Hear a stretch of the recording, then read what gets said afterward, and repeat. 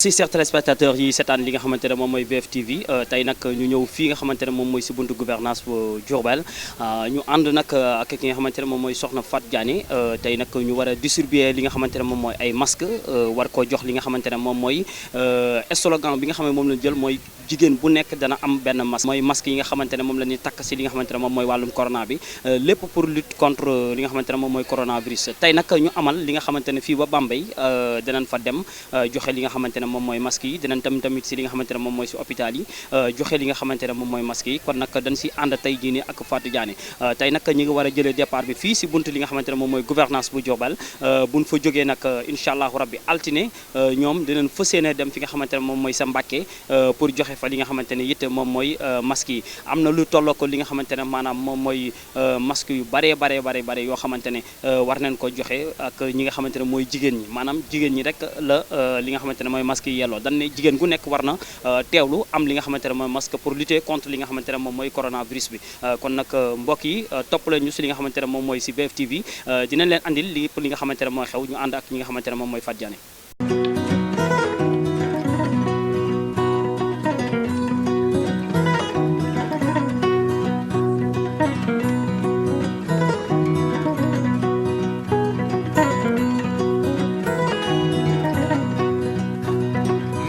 Amakan kila amakul yalla ñu yalla musal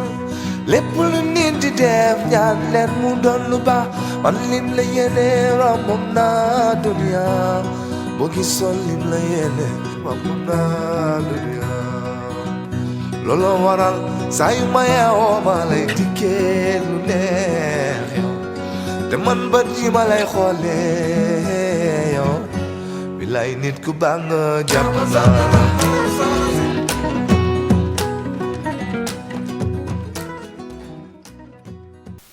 gërëm monsieur le gouverneur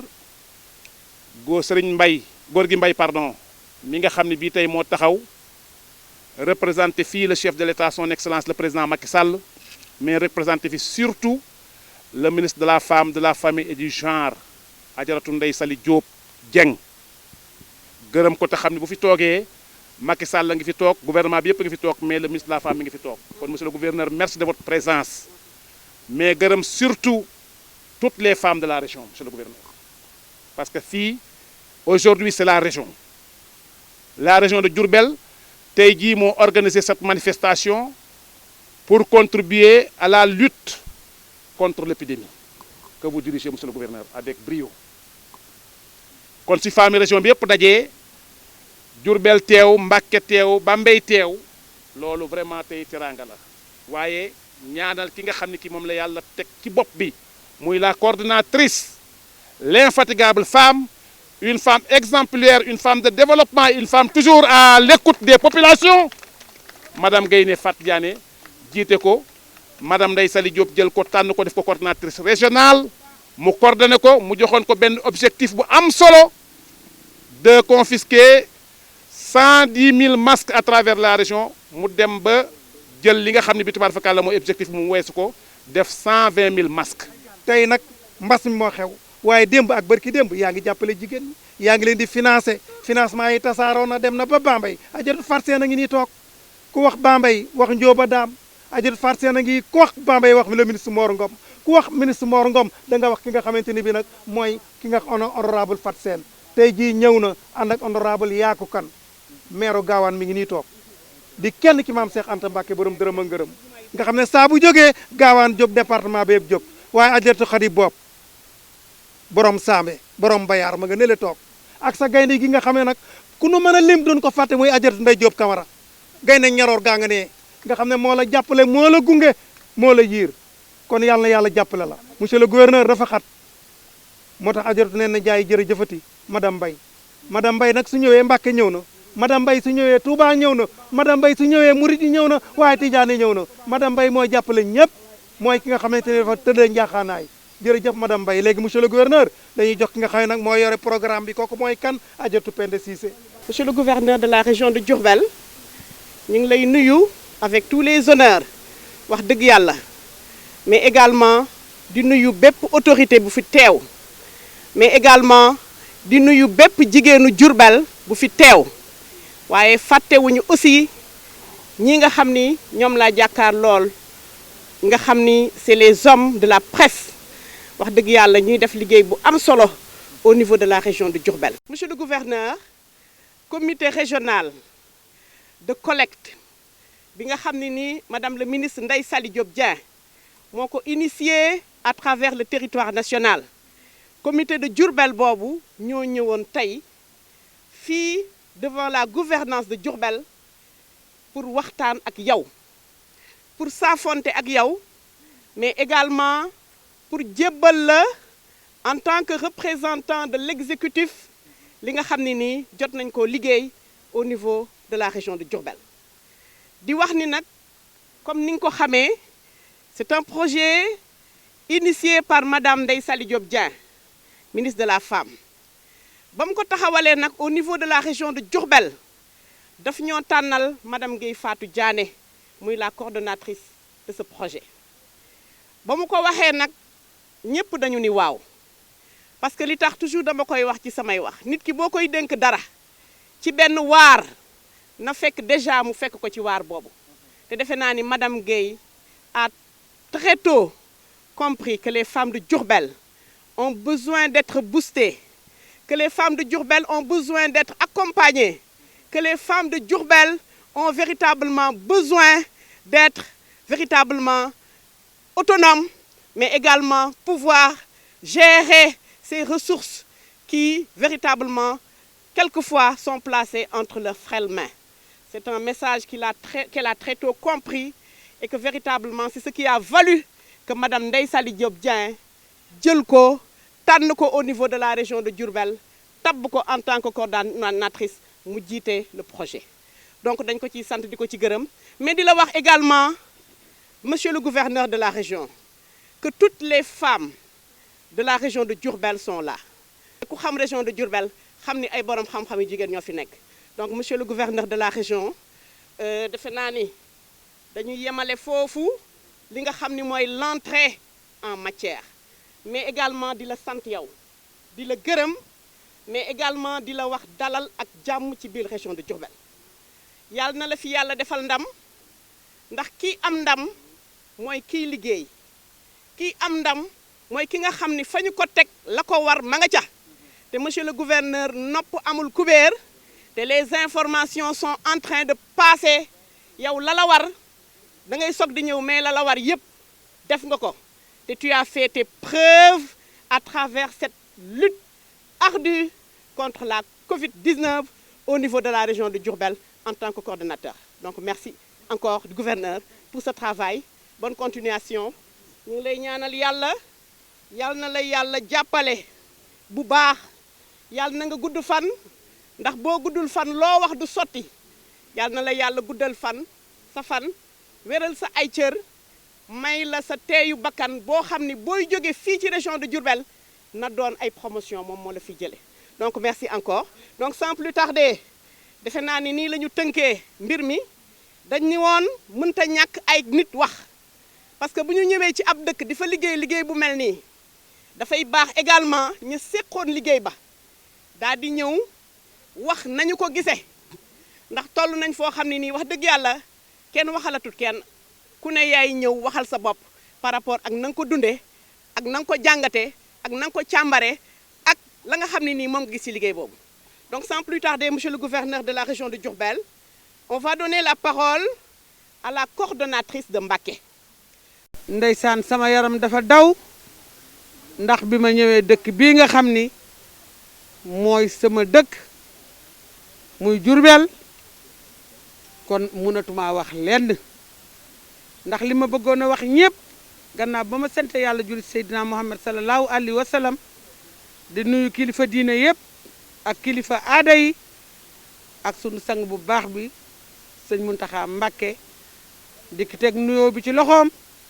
mu tegal ma ko ci loxo njabootu sëñ Touba gépp njabootu Alaaji Malick gépp ak njabootu Cheikh Ibrahima Fall gépp ak sunu mbokk yi nga xam ni ndeysaan bokkuñu tarixa muy waa jàngu bi ñi nga xam ne bokkuñu diine maa ngi nuyu ñëpp di gërëm ñëpp di defal comme ni ma la ko waxee woon tey jii bi ma ñëwee sama yaram dafa dawaat di leen defal mention spéciale ci commune Diourbel bii ñu nekk tey nekk devant la gouvernance ndax waxaat du bari wax bu ñu ñëwee fii ci béréb bi ki nga xam ne moo ubbi mbir mi muy Penda Cissé waxam ju baax ji mu wax kon defe naa ne bu ci yemee neex bu ci weesoo yi neex ñu ñëwaat fii ci béréb bi sama sang te it li ma koy mag yépp ndeysaan dama jël mageel gi delloo ko ndax cëram bu ma ko jox ndax moom mii taxaw di wax muy Samba ab cheikh la dañ koo seexal kon tey ji moom it bu waxee amatuma lu may wax ndax wax na ko moog Bara Ngom ba pare bala may ñëw ci Covid 19 ak gouverneur kii wax na ko léegi lu kenn man ñaara ko dàq lu ñaar man ñett ko dàq lu ñett man fukk ko dàq ndax l'union fait la force nii ngeen def dajaloo yéen ñëpp macha allah di doon benn nekk ci gannaaw Fardiana te fakastalu leen nii la département Mbacké def ñoom ñun ñëpp ñu doon benn nekk ci gannaaw madame Mbaye te fakastunu ko ak le point focal Mariama Ndiaye madame Mbacké ak Daba Diouf mii ci gannaaw nga xam ne ñoo fi nekkal Mbacké gépp ñëwaaleel ñëpp mu ne ko naam te fakastalu ma di gàttalaat wax bi di remercier bu baax le président de la République le président de tous les Sénégalais nga xam ni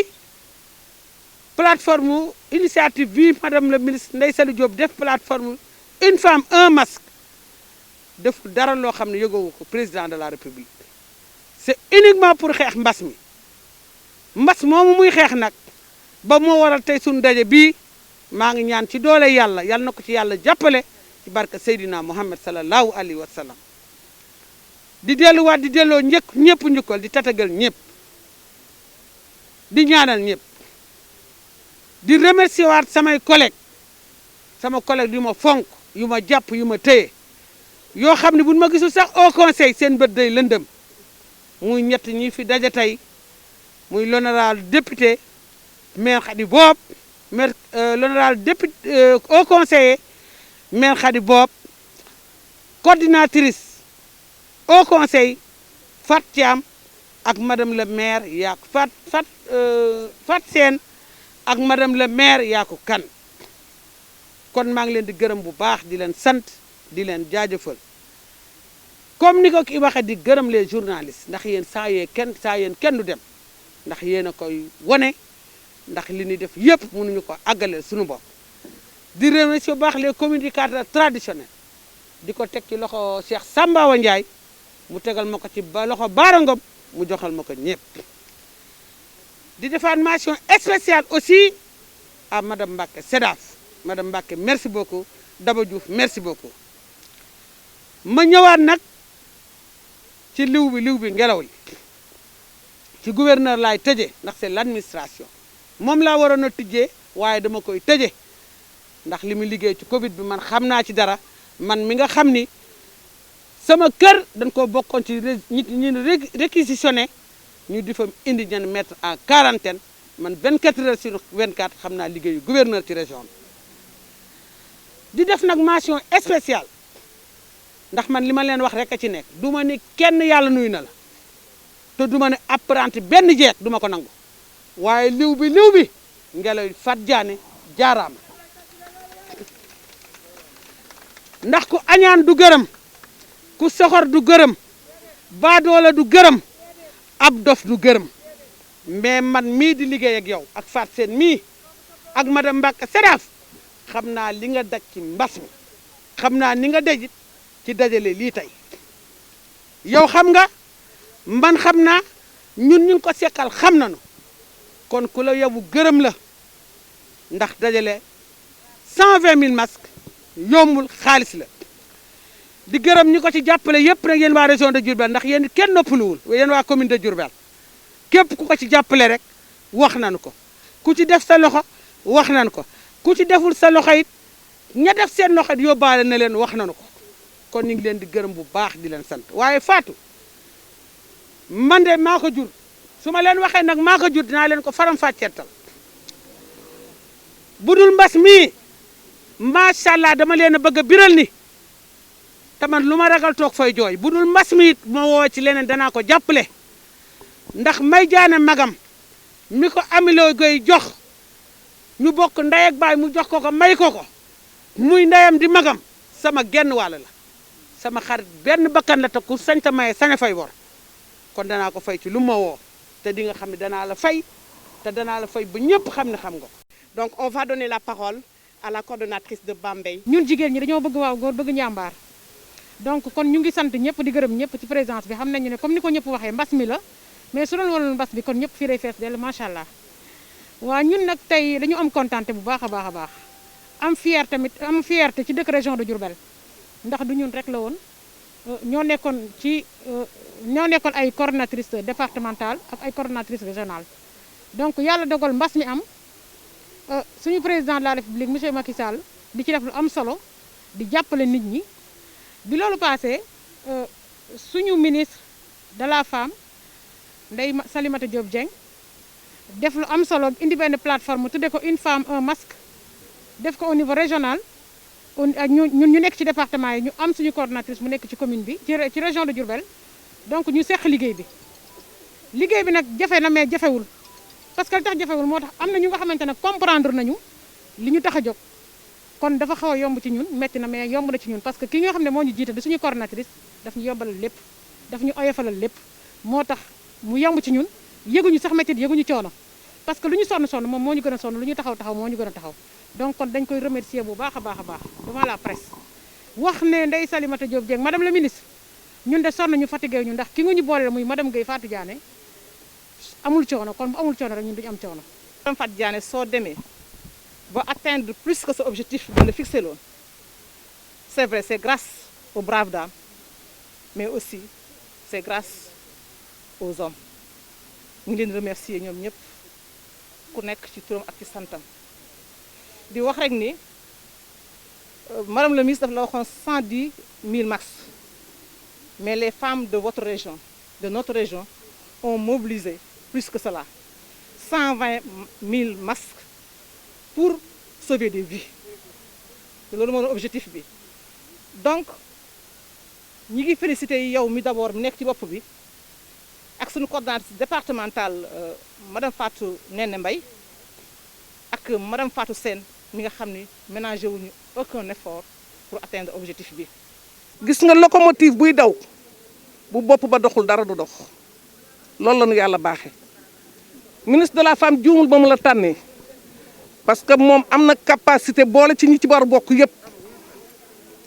du ma ni boole ci ñi ci war bokk ñëpp mais daf ci boole ñëpp amul ku des toutes les femmes de la région sont représentées dans ce groupe da nga dekkal lu nga xam ne dafa am solo mooy xam nga ni man bu ma taxawee de wax nit ñëpp xam ne du ma waxal politique waane man dama am chance bokk ci lu nga xam ni moom la ñuy wax société civile ma fi tax ma ni may nekk présidente régionale FAFS mais ma nekk point focal SYCODEV muy benn ONG panafricaine bu nga xam ni day yëngatu ci citoyenneté ci développement ak ci consommation ma bokk ci comité régional bi moo tax li ngeen di wax ci gouverneur neex ma ndax gouverneur dafa bokk ci autorité yu jëkk jóg ci lutte bi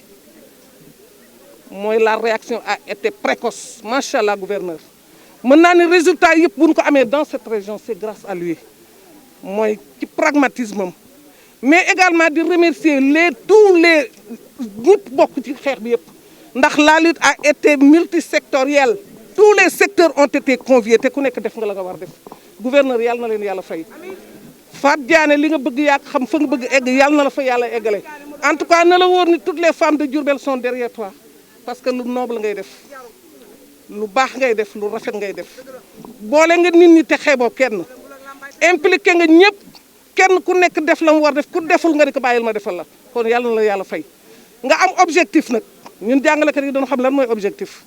nga def tout yow ba dépasser sa objectif kon yow sa jaan wàcc na kon ñu ngi delloo njukkal le ministre de la femme mais ñu ngi koy sant di ko gërëm ci engagement bi mu def mais ci choix bi mu def ci suñu région en tout cas ñu ñaan yàlla mu nekk une première mais que bu bañ nekk une dernière fois. ci sa tur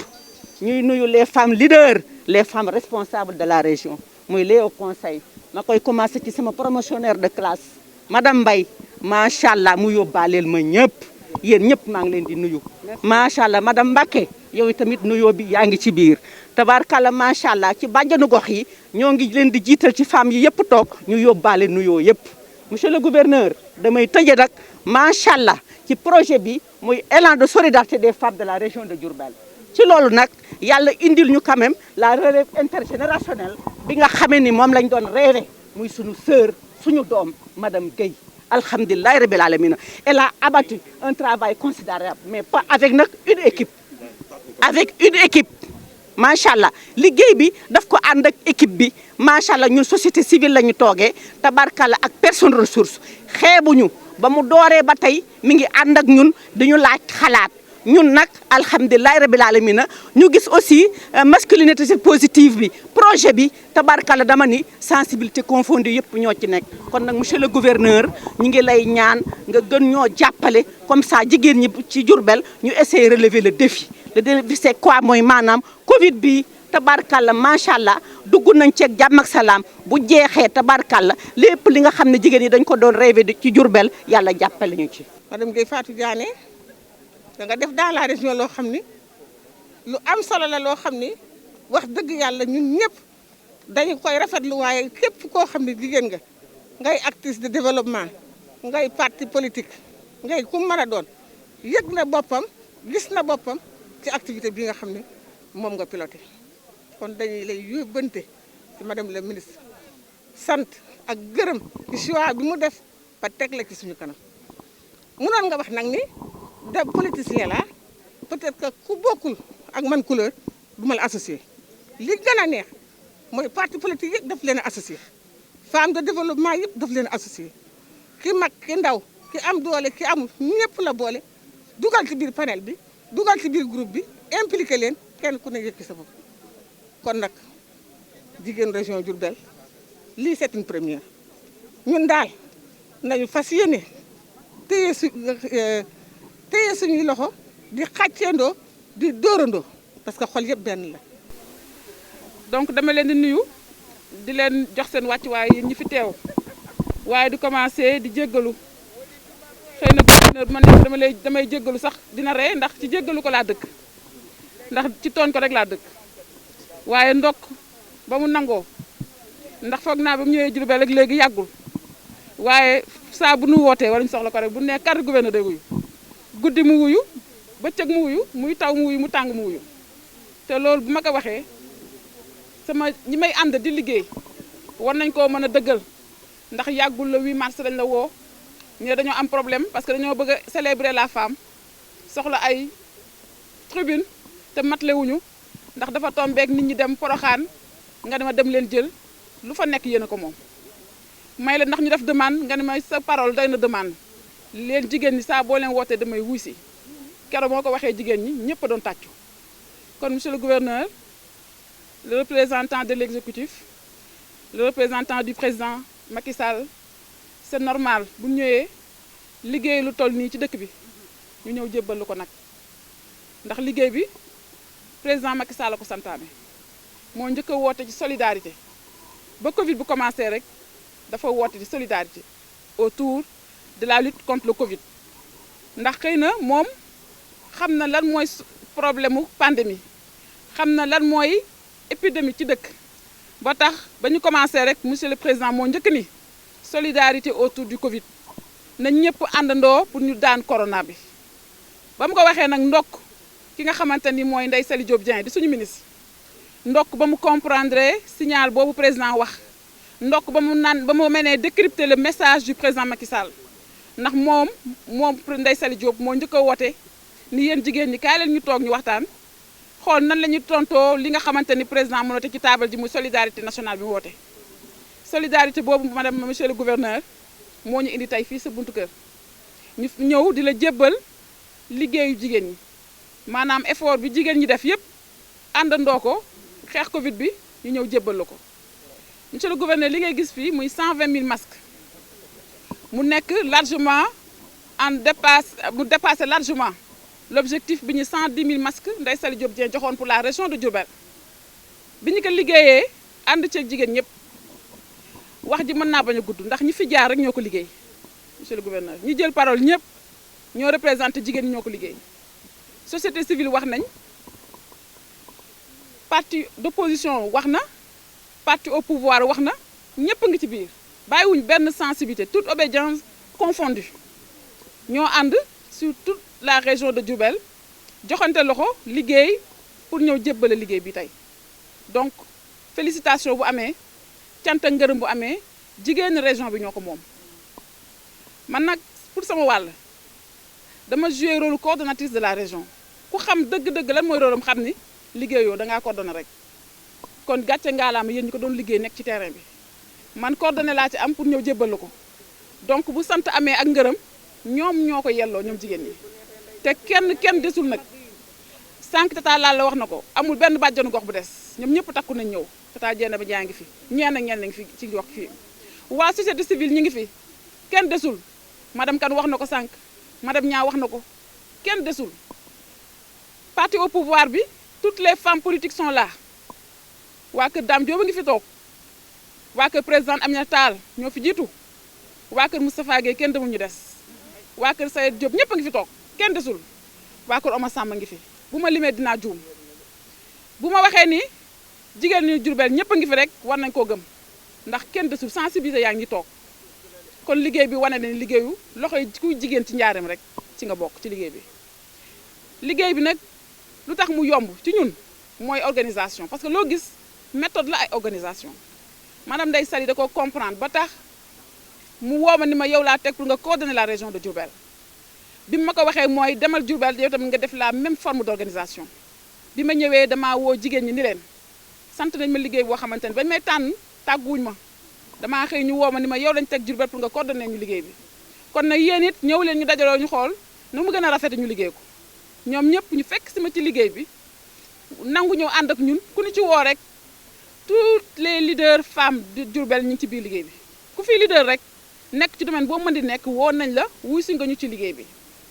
bi ma nee leen nag pour ñu sottal liggéey bi li gën a yomb mooy nañ defaat suñu coordination départementale département yi fi taxaw ñu nangul ma ko honorable Fat Sène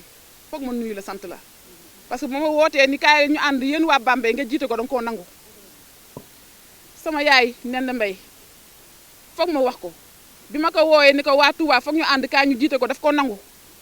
ndax nag bu leen boole bañoon dañuy wuti benn coordinatrice rek mais ndokk ba ngeen ko nangulee seen bopp ngeen ñëw ñu ànd ci madame Mbacke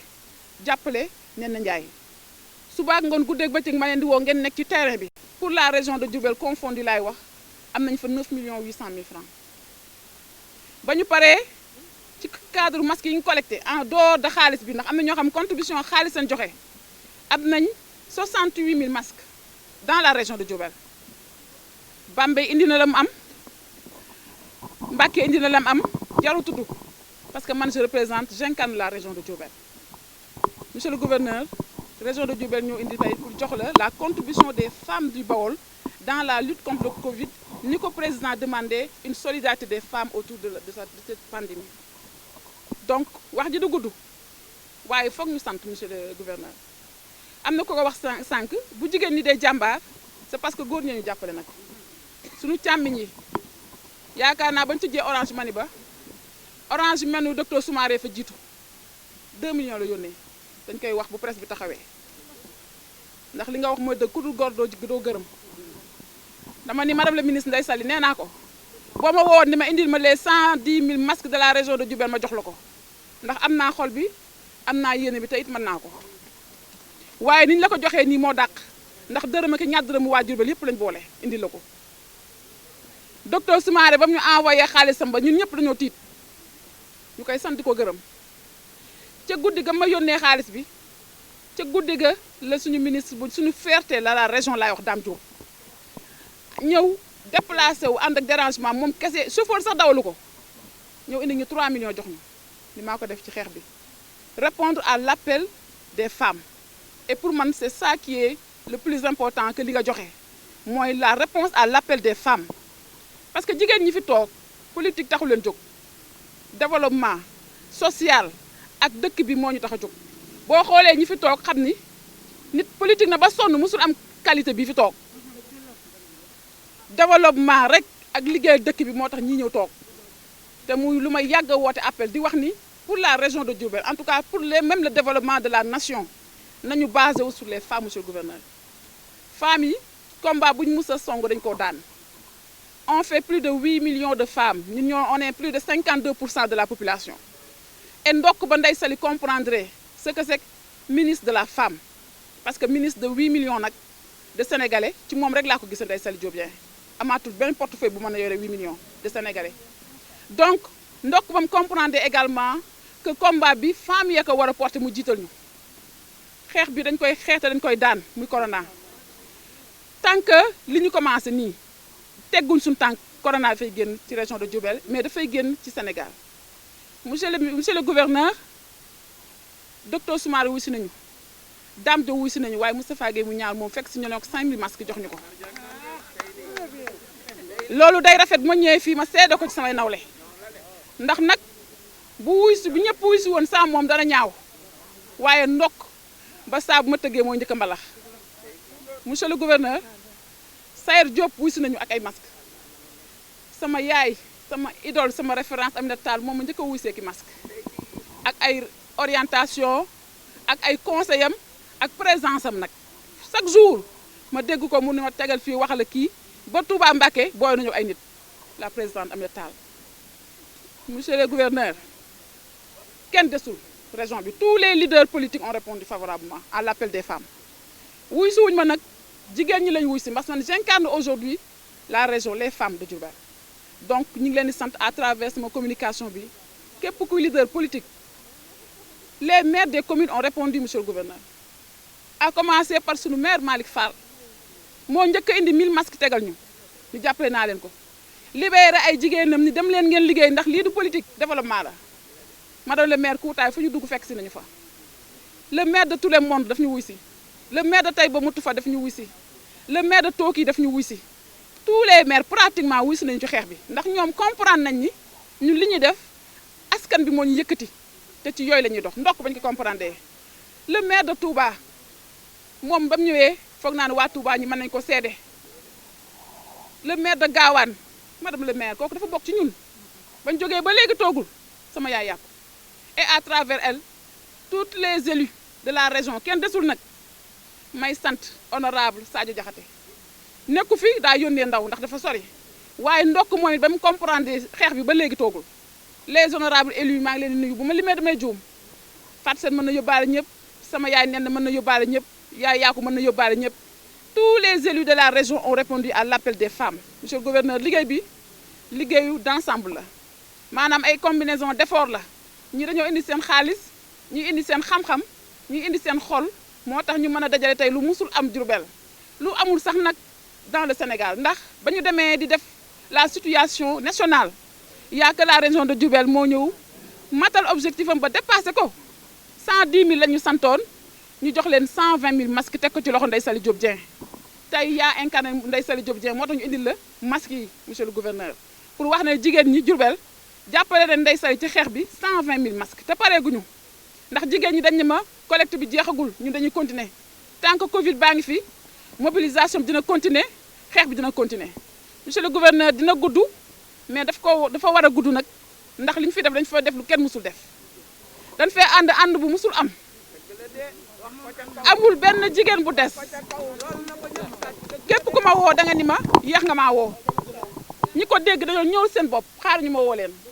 bu ma limoon damay juum mais bëggoon naa lim ñi fi toog ñëpp kenn par kenn wane seen motivation démb dañoo dugg ci groupe bi plateforme bi ni leen comme dañuy bañ rassemblement ñëpp mënuñoo ñëw waaye buñ ko waxu woon fii day fees del ndax ku ñu amoon nga yéene ñëw ba indaale sa nit ay jàmbaari fëkk tëdd ñoo nekk ci région bi ay leader man ma xam ko ràññee dama ni li ma gën a neex ci programme bi mooy daf ma permettre ma découvrir ay nit yu ma xamul woon ay jàmbaar yu nekk ci dëkk bi di liggéey ci seen gox di jéem juste pour le développement de la région monsieur le gouverneur il faut nga xam ko am nga ay jàmbaar am nga ay jigéen monsieur le président la bi da ko war a xam ndokk ba ka Ndeye Saly xamee nag ba dugal ci xeex bi ñu ànd ceeg moom di xeex may sant Ndeye Saly Diop Dieng monsieur le gouverneur nee naa ko de man de ci yow laa xamee ministre de la femme ndax bi nga ñëwee loo def boole nga ma ca sama sœur la sama xarit la tey ci suba rek damaa woo ma ne ko ñu ngi dem ci gouverneur te bu ñu demee dinaa la rendre compte sunu dëkkandoo la ndax Diourbel gii la dëkk Ndeye Saly en fait fi la yaroo bokk ak ñun lépp Ndeye Saly Diop ba mu commencé ba léegi lu mu tëgg boole nañ te bu soobee yàlla noonu la ñu ànd ak moom lu mu tëgg ñu tëgg rek ko ku ma xam-xam ne liggéeyuma ministère de la femme waaye tey dañ may jaawaleeg ñi liggéey ministère de la femme ndax fu nu wootee dinaa taxaw ndax jigéen ñi rek ka ma ñor jigéen rek moo ma yitteel fu ñu wootee ci mbirum jigéen damay dem wuy ji loolu nag monsieur le gouverneur dama la koy seedeel tey liggéey bi rafet na liggéey bi yomb na ci ñun waaye parce que ànd bi ñu ànd moo musul am ci Diourbel dynamique unitaire bi ñu développé Diourbel ren gi fan yi mosuma koo gis même au niveau national ñun daan nañu ndax dem nañu au delà de nos appartenances au delà de nos couleurs danoo nangu ñun ñëpp ku ne bàyyi te lépp teg monsieur le gouverneur plateforme bi ëpp na 100 femmes leaders maa ci gën a ndaw boo leen ma jiitee c'est parce que da ngeen maa nangoo jiite bu kenn fipp woon ci plateforme bi rek ni damay nekk coordinatrice mbir mu du dem te pourtant on est plus de 100 coordonnatrices ndax ku ci ne mën nga koo gérer donc dama leen ci sant ci considération bi ci yëg bi dama wax kenn léegi ni ko maanaam lii dafa maa wan ni da ngeen bu ma porté déjà dans vos cœurs yàgg na xëy na lii dafa joxe occasion ngeen wane ko sant naa leen ci boole ma fakastaloon lii du am waaye da ngeen may jàppale Ndeye Saly Diop Dieng jàppale président de la République mais jàppale seen bopp ndax xeex bi c'est une guerre communautaire parce que les cas communautaires moo ëpp ci pandémie bi te ku wax communauté wax jigéen ñun ñooy la communauté donc ñun ñoo war a xeex bi ndokk ban ko comprendre monsieur le gouverneur jël suñuy dërëm ak suñuy ñaar dërëm dajale suñu Dakar ba def suñu 120 000 masques indil la ko pour jox la ko ci turu jigéenu Diourbel loolu daal laa amoon pour wax mënuma sant ñëpp na ngeen ma baal ku ma tudd rek na ma baal waaye tous les leaders politiques de Diourbel suñu jàmbaar yi kenn desul thermoflash yi léegi lay doog a agsi suñu xarit moo ko jox Ndeye Saly Diop Dieng mu yónnee ma ko ni ma thermoflash yaa ngi nii léegi la jóge Dakar pour fekk suñuy fin thermoflash Samuel Sarr moo ñu ko jox ci xeex bi donc ak ñeneen ñoo xam ma toogoon du ko tudd sax du dem Djibril Diallo PS yónnee participation 300 000 francs dafa rafet c'est l'acte Sidi Gissa Diop ca Allemagne la toll yëg xeex bi mu ni ma libéré naa sama jabar Karima na ñëw ci xeex bi wëlbatiku jox ko 1000 masques yónnee ñu Pape Modou Fall dëgg moo wóor ñëw na bu ma limee rek dinaa def erreur ndax dinaa juum mais liste bi bu soobee yàlla monsieur le gouverneur dinañ ko teg ci réseaux sociaux yi dinañ ko partager képp ku ci def sa dërëm dina leer ni def nga ko sa dërëm liste bi dinaa ko partager ci presse bi ku ne xam leader bu ci nekk la ñu indil ak la nga taxaw Omar Samb duma ko mus a fàtte wali bi yeboo nga tëdd sa nelaw kooku sama lépp la kooku sañul bañ a ñëw ci xeex bi dafa ñëw bu rafet libéré waa këram mënumaa lim daal ngeen jéggal ma rek ku ko dégg ku déggu ngeen jéggal ma rek waaye ñëpp a ñëw kenn desul ñii 100 000 francs ñii 50 000 francs ñii fukki junni ñii 1 million ñëpp a ñëw bég naa ci yéen monsieur le gouverneur suñu liggéey ya ngi nii lii lañ mënoon def nañ ko bu soobee yaa nañ àndaate yéen di def jigéen ñi moom ñu ngi sa côté. di nuyu ñëpp waaye di jiital ci nuyoo bi madame Guèye ne Fatou Diané mi nga xam ne mooy seen coordonnatrice régionale di nuyu coordonnatrice départementale fi teew ñëpp ak di nuyu jigéen ñi fi teew ñëpp ànd ak yéen ci liggéey bu rafet bi di leen nuyu aussi ci turu madame Ndeye Saly Diop Dieng bi nga xam ne moom moo jiite ministère de la femme de la famille du genre et des personnes vulnérables di nuyu aussi ci turu gouvernement bi yëpp bi nga xam ne maa leen teewal fii te xam ngeen ne gouvernement bi dafa jànkonteel ak xeex mbas mi loo xam ne lëmbe na àdduna muy loo xam ne lu metti la kenn talatul dara kenn waxatul dara lu dul xeexu mbas mi ñëw nasaxal koom-koom bi nasaxal koom-koomu àdduna yëpp ci loolu comité régional de lutte contre les épidémies taxawaat ni mu taxawoon ci xeex choléra ba daan ko taxaw ci xeex Ebola ba dugg fi yàlla di musal ñu tey comité boobu moo taxaw pour xeex mbas mi nga xam ne mu ngi fi pour mu jóge fi muy lu diis muy lu metti nag jigéen ñi gàcca ngaalaama madame Guèye damay lay féliciter di la gërëm ci taxawaay bii lii wane la li la jigéen ñi jiital yow joroon ngaa jiital mérité nga ko tax yemoo ci ay wax yemoo ci jiital ngeen ma doy na waaye da nga wane ne jar ngaa jiital te nii nga doxalee boolewu ci coow waaye yaa ngi doon liggéey teg say comité ba faf romb la nga xam ne madame Ndeye Saly Diop Dieng jox na la comme objectif kon boog gàcca ngaalaama yow waaye gàcca ngaalaama jigéen ñi da nga ne defoo dara kay def nga dara kay ndax coordonné mooy lépp noonu nga taxawee ci bopp jigéen ñi man mii noonu laa taxawee ci bopp région bi fii ci comité de lutte contre les épidémies ndax loo xam ne ñëpp ci laal multisectoriel la faw autorité administrative rek moo ko mën a jiite ndax ñëpp ngi ci service yëpp ngi ci waaye kaaraange ngi ci parce que lutte contre les épidémies dafa yaatu dafa laaj wàllu docteur laaj wàllu sécurité wàllu social lu ne la laal loolu nag autorité administrative roo ko mën a jiite parce que moom moo jiite ñëpp kon boog noonu nga def man noonu loolu laa taxawee fii kon fii nga ne mooy fa ñuy togge xalaat ba stratégie ba fa la ñuy jaalee la mbir mi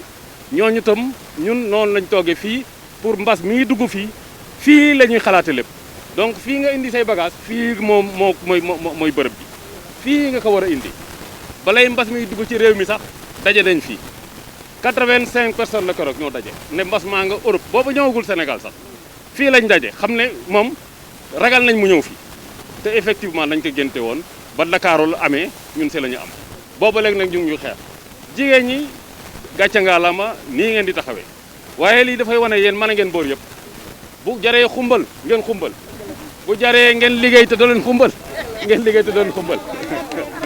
waaw lii day wane ne ñu am xel ngeen ndax lii ab xeex la lii du meeting lii du dara ab xeex la rawatina xeexal bari doole goo xam ne gisoo ko moom boolewu ci wax attention de boole moom gisoo ko te boolewu ci wax te mën naa dal ku ne te doo xàmmee ki ka am ak ku ko xamu amul boobu xeex gën a metti xeex ak koo xam ne gisoo ko déggoo ko xamoo fu mu lay doxe ginnaaw ndax da lay doxe kanam ndax day fanaan ak yow wala day yendoog yow kooku boo amul pexe boo moytul mu daan la te ñun nag bëgguma mu daan ñu ñun ñii bëgguñu mu daan ñu bu ñu daanee du baax ndaxte dañu yore réew moo xam ne koom-koom bi dafa néew réew moo xam ne dafa bëgg a am émergence bëgg a dem donc lépp lu lay gàllankoor di la tardel di yàq sa économie di faagaagal say doomi réew loolu musiba naaru laay la képp ku la ci jàppale kooku ba la yàbbu nga jàpp fukki loxo ak juróom kon boog ci tiro gouvernement bi man day samay jigéeni région bii jàpp naa leen samay loxo fukki loxo ak juróom te nag am naa yaakaar parce que jigéen ñi lu ñu dugg rek buñ ci xaree seen tànk tubay daan kon boog am naa yaakaar ne konora bii fi mu nekk ni amul sens ginnaaw jigéen ñi takku nañu ne transmission communautaire ñëw na ñu am mobilisation communautaire yaakaar naa ne face à face boobu jigéen ñi ñooy jël ndam boo leen jëlee ndam rek réew mi jëm ndam yi parce que d'abord yéen ëpp ci lim bu dee population lu am solo la population ñoo xam ne ñoo ëpp ci lim foo dem ñoo fay ne ñoo nekk ci kër yi ñoo nekk ci bureau yi ñoo nekk ci tool yi ñoo nekk ci marché ba kooku bu leen man taxaw naa war ngaa gëm ne kooku bu taxawee lu mu jàkkaarloo doo koy daan seen mën ngeen a convaincre ku ne ndaxte yéenay jaay yéenay jabar yéenay collègue yéenay yor lépp boo leen waxee ak seen jëkkër yi ñu sol masque boo leen waxee ak seen doom yi ñu sol masque boo leen demee jaay takk masque seen collègue bu leen gis takk masque donc am naa yaakaar ne xeex bi bu ñu ko jaarale seen loxo yàlla mën naa def ñu jël ndam li man day jàpp naa leen comme partenaire ci xeex boobu yéen xëñ na jàpp ngeen mais maa leen gën a jàpp na te dootuma leen bàyyi te xam ne yàlla defal nañu sutura den ci jeexal ak jàmm wasalaamualeykum wa rahmatulah wa taala wa barakaatu. kii la amagam kii la amagul yàlla ñu yàlla musal lépp lu nit di def ñaan leen mu doon lu baax man lim la yéene romb naa dunya boo gisoon lim la yéene romb naa dunya looloo waral saa yu ma yeewoo ma lay dikkee lu neex yow te man bët yi ma lay xoolee yow bilaay nit ku baax nga jàpp naa la